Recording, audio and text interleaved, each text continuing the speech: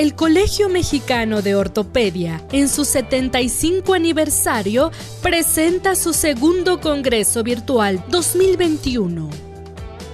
La doctora Beatriz Montes de Oca Sánchez es médica cirujana y partera por la Escuela Superior de Medicina del IPN y especialista en medicina de rehabilitación por la UNAM y el Instituto Nacional de Rehabilitación Luis Guillermo Ibarra.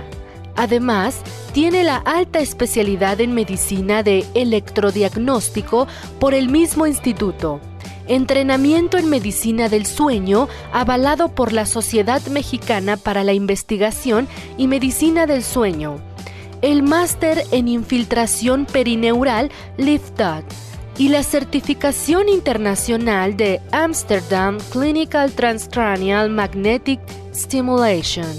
Actualmente ejerce su práctica privada en Neurospine y Pain Clinic, Los Cabos, Baja California Sur, México, y se desempeña como profesora adjunta en diplomados y certificaciones de ecografía neuromusculoesquelética para médicos especialistas en Guadalajara, Jalisco, México.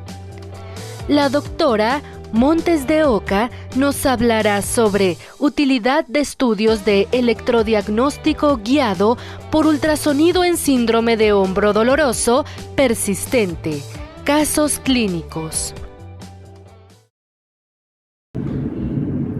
Ok, pues vamos a continuar, nuevamente gracias al comité organizador por la invitación, y vamos a continuar ahora con la correlación de casos clínicos en aquellos pacientes con síndrome de hombro doloroso persistente y que hayamos detectado alguna patología neural, nerviosa periférica en el complejo articular del hombro a través de los estudios de electrodiagnóstico guiados por ultrasonografía. Me voy a permitir enfocarme, por supuesto, mucho más en la parte del diagnóstico fisiológico y ecográfico más que en la porción clínica. Por supuesto, sabemos que el electrodiagnóstico es una extensión de la clínica y la ecografía es un apoyo del electrodiagnóstico. De tal manera que cuando llega un paciente, nosotros a través de la clínica vamos a detectar cuáles son los nervios susceptibles y cuáles son los necesarios para estudiar, dependiendo la distribución anatómica, la distribución topográfica del dolor que refiere el paciente, así como la de las disfunciones musculares que nosotros veamos, tanto en atrofia como en debilidad, por ejemplo.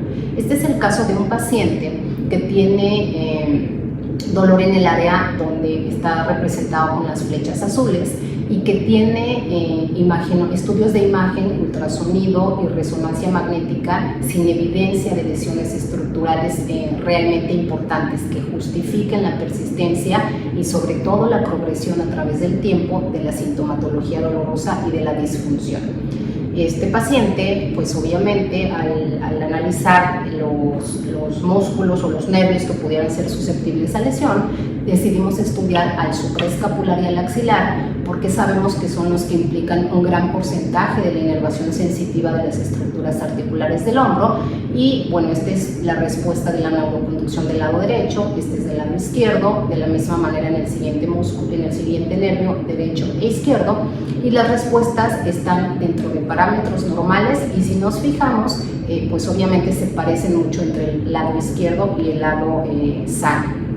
Sin embargo, cuando hacemos el nervio escapular dorsal, nosotros observamos del lado sano un potencial motor perfectamente normal, no así del lado izquierdo sintomático, en donde vemos que las amplitudes van a estar más disminuidas o están más disminuidas, la morfología del potencial no es realmente la adecuada, pero además está denervando. Por supuesto, ya esto nos traduce una afectación no nada más sensitiva, sino motora del propio nervio escapular dorsal. Y el apoyo ecográfico que tuvimos en este paciente en particular fue en dos circunstancias. Una, pues obviamente nosotros podemos introducir la boca al músculo romboides, obviamente me voy a enfocar únicamente al nervio que estuvo deficitado francamente, como es el escapular dorsal, en donde vemos la ecotextura, que en este caso no hay una gran atrofia visualmente o ecográficamente hablando, y se parece mucho al músculo vecino que no tiene que ver con la inervación. Esto quiere decir que además de situarme con el electrodo de aguja cuando yo quiero explorar específicamente al romboides, por un lado puedo comparar el contexto general del músculo con el vecino que está inervado por un nervio que no tiene una relación directa con el que a mí me interesa estudiar en este caso, y por otro lado obviamente tener la seguridad de que voy a estar y no me voy a pasar por ejemplo a otras estructuras como la pleura. Por otro lado, el apoyo ecográfico en este caso fue a través de esta imagen que nosotros vemos. Esto representa en el triángulo supraclavicular al escaleno anterior en un eje transversal. Este es el plexo braquial, tronco superior, tronco medio y tronco inferior, y al escaleno medio. Entre el escaleno medio y los troncos primarios del plexo braquial nosotros podemos apreciar el nervio escapular dorsal, y aquí vemos un nervio escapular grande, edematizado. Entonces podríamos esperar, por supuesto, alguna afectación del tipo de la axonogmesis, cuando menos. Y bueno, obviamente, si recordamos, como lo habíamos visto en la parte teórica, pues la referencia del dolor particularmente se parece a la que habíamos visto inicialmente en esto, ¿no? En la parte escapular ipsilateral, por supuesto, y una cervicobraquialgia. Este paciente inicialmente había sido considerado como una radiculopatía que no se concluyó por electrodiagnóstico, y más bien la ecografía asociada al electrodiagnóstico nos apoyó como una axonogmesis del nervio escapular dorsal, en este caso con denervación activa. Por otro lado, este es otro caso en el que el paciente él sí tenía alteraciones estructurales. A diferencia del primero, tenía una lesión del tendón del supraespinoso, así como algunos quistes condrales en la superficie articular de la cabeza humeral. Pero aquí lo que quiero mostrarles es cómo a expensas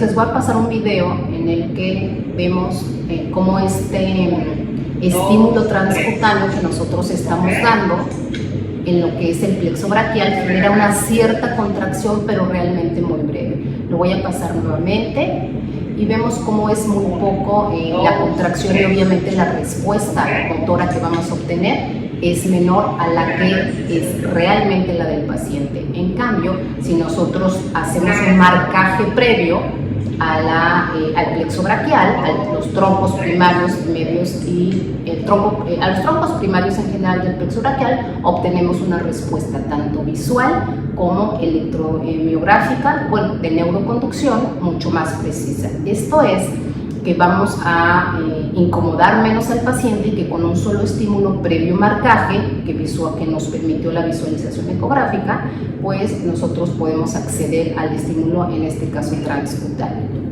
Ahora, en este caso, en este paciente, lo que encontramos fue una lesión del nervio axilar. Si vemos, incluso tiene una discreta atrofia del deltoides posterior y del deltoides medio, y el patrón de dolor es más o menos el que se describe en un atrapamiento incluso del nervio axilar. En este caso, por supuesto, pudimos documentar una axonogmesis del nervio axilar sin denervación. Aquí la electromiografía no detectó ningún dato de la denervación. Probablemente esto por la cronicidad. Pero además, pues obviamente continuamos con el protocolo. Aquí estamos viendo como previo marcaje, igualmente del punto de ER, nosotros colocamos con la visualización en tiempo real del transductor, nos permite ver hasta dónde llegamos al músculo con el electrodo de aguja como queremos, y obtenemos las respuestas. Esta es una respuesta normal, esto no es izquierdo y derecho, sino más bien es una réplica para estar seguros que estamos obteniendo la respuesta reproducible. Y aquí observamos también, desde el punto de vista de ultrasonido, cómo nos va permitiendo, como decíamos previamente, acceder al músculo target y comparar la ecotextura, e incluso si hubiera alguna estructura que pudiera estar afectando, por ejemplo, al propio nervio. Asimismo, el torácico largo, nosotros, si se fijan en la imagen, aquí ya está previa obviamente la ecolocación del electrodo de aguja en tiempo real. Quitamos nuestro transductor y dejamos únicamente la aguja para estimular en el punto de ER y obtener la respuesta. Es importante, por ejemplo, aquí esta parte de la seguridad, porque recordar pues que estamos cercano a la estructura pleural y además otra vez pues no quedarnos tan superficial en un músculo que realmente no es el que nos está interesando.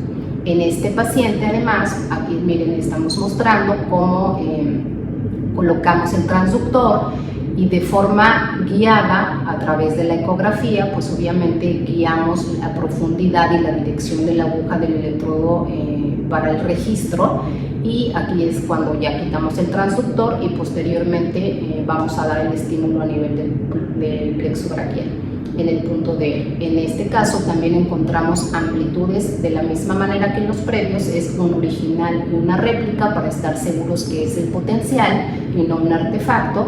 Y aquí encontramos un déficit del número de axones, es decir, disminución en la amplitud, que nos traduce, por supuesto, una axonomesis del nervio escapular dorsal, tampoco de nervo. Cuando nosotros estudiamos con aguja y le pedimos la activación, recluta de una manera deficiente, pero en el reposo no tenemos ningún dato de denervación.